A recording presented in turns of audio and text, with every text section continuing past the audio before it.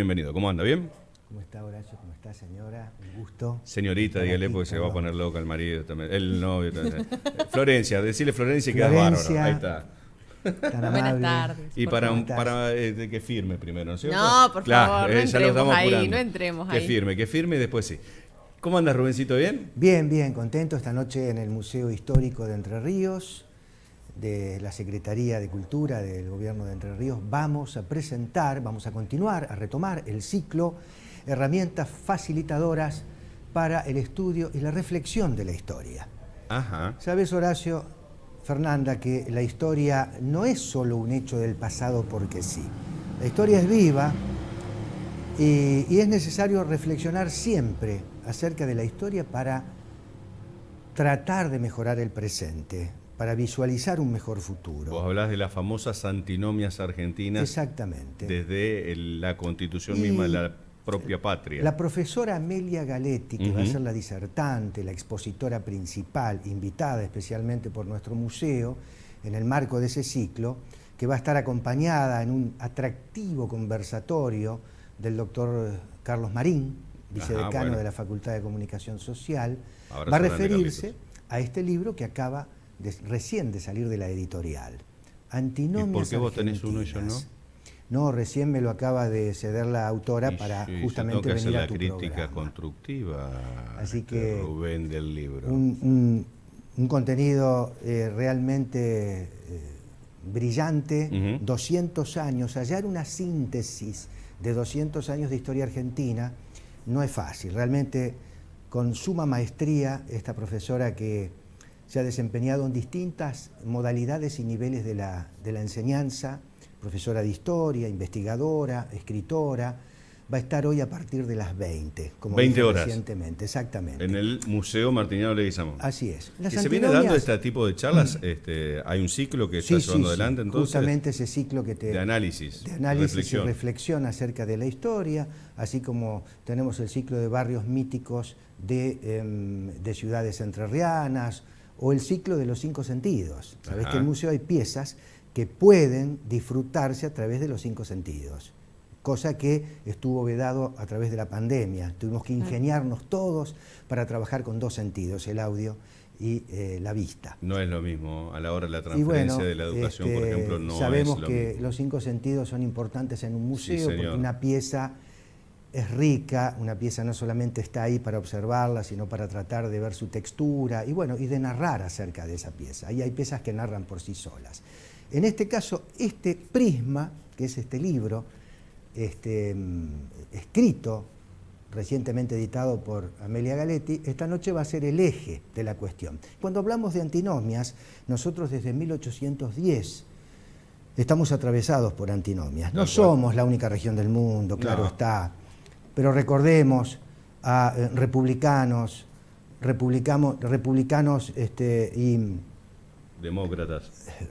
republicanos y demócratas y quienes insistían con la monarquía, ¿no? Saavedra, También. Moreno, más adelante tuvimos el principio de idea de república constituida acá en esta provincia, Sí. ideada por Francisco Ramírez Sí. en 1820, lo que genera inmediatamente una lamentable ruptura entre Artigas y Ramírez, alianza de Ramírez con López y Bustos, posteriormente una antinomia atroz que le costó la vida, ¿no? Rodó su cabeza, que no es una metáfora, No. la de Francisco Ramírez.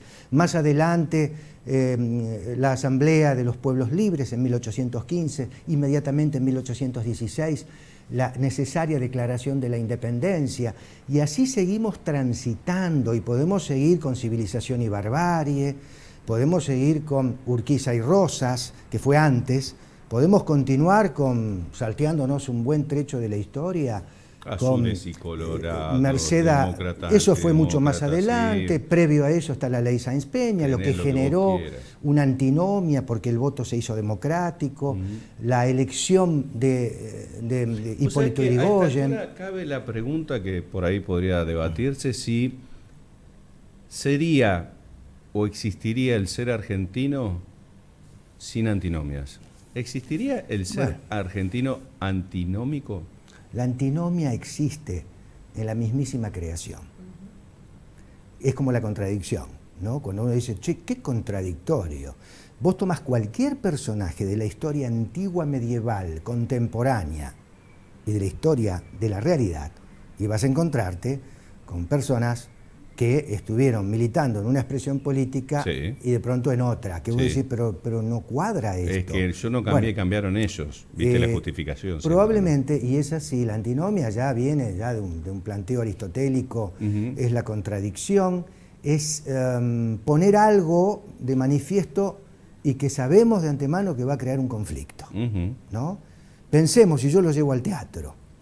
No hay teatro sin conflicto. No. La dramaturgia existe por el protagonista y el antagonista, por el conflicto que se crea en una actividad, en una acción muy simple. Una persona cruza la calle, compra fruta, volvió, no hay conflicto. O sea, una persona cruza la calle, se resbala, ahí ya hay un conflicto. Desde esa acción tan mínima, pensemos en las cuestiones mayores que hacen a una reflexión de quien realmente está convencido que de esta manera podemos tener un país mejor en calidad y nivel de vida, y de quienes con honestidad plantean desde la antinomia, mejor dicho, desde otro punto, desde otra posición, creando una antinomia.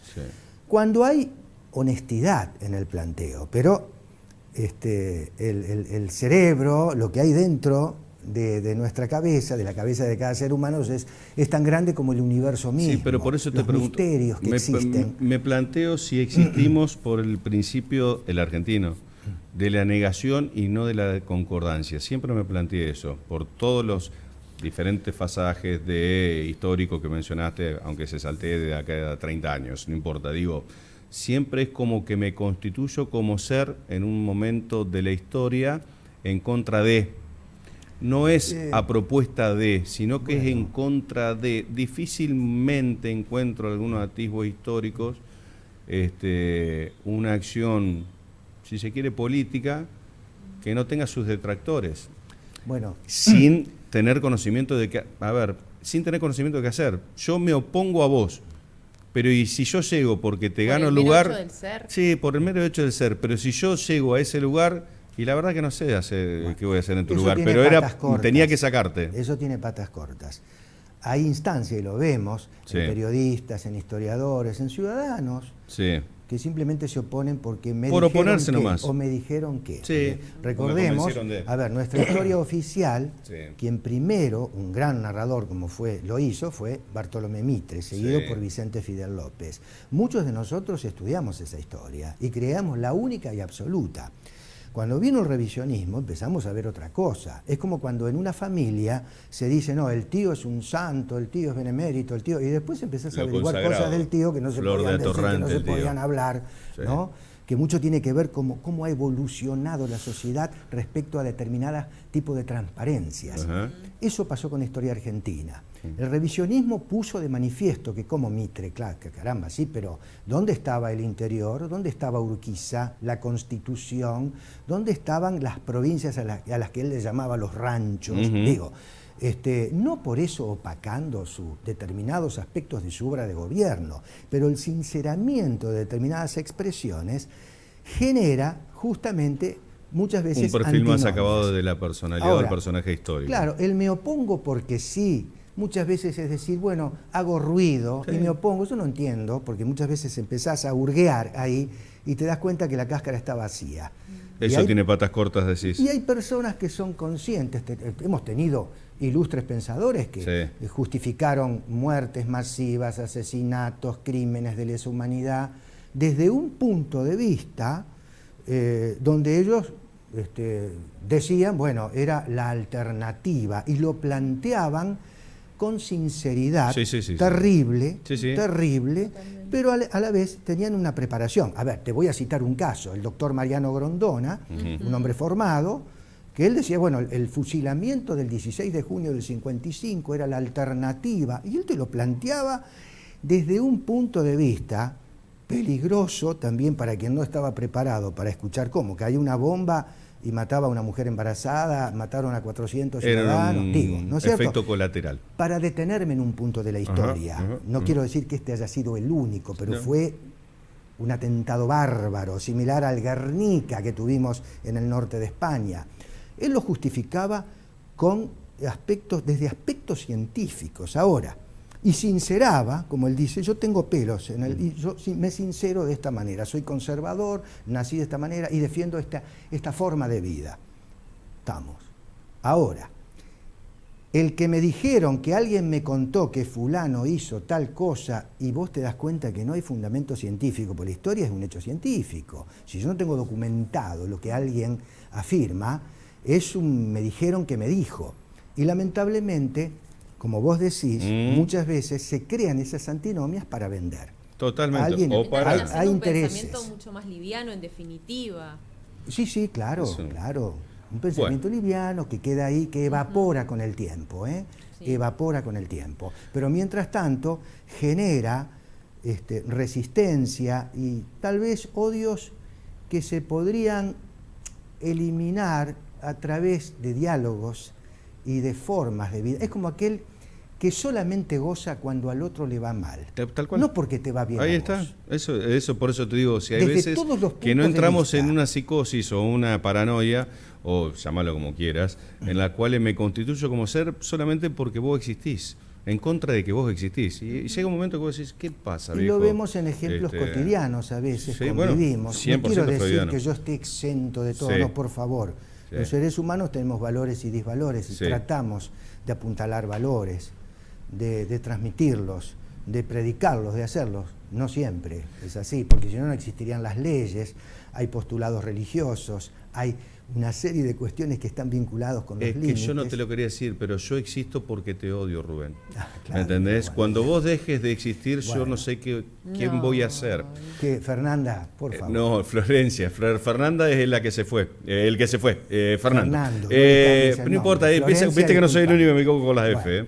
Bueno, esas son. Bueno, antinomias entonces licencias. argentinas. Antinomias a cargo de la profesora Amelia Galetti, acompañada del doctor Carlos Marín, Bien. y va a ser un apasionante conversatorio. Los invitamos desde el Museo Histórico de Entre Ríos, Martiniano Leguizamón, a las 20, para dar continuidad a este ciclo. Pero además habrá un simposium, como decían los griegos, una copa para brindar, para seguir deliberando, porque siempre después, en la finalización de estos ciclos, de lo que dura, 1 hora y media, 1 hora 40... Lo más rico viene después. Viene después un diálogo interesante, más... Ajá. Y desde esos diálogos siempre aparecen nuevas propuestas, Sí, señor. porque el museo tiene las puertas abiertas. Gracias, Así Rubén, que querido. Los esperamos a las 20. Gracias. Si se Gracias puede a adquirir el ustedes. libro allá, me imagino.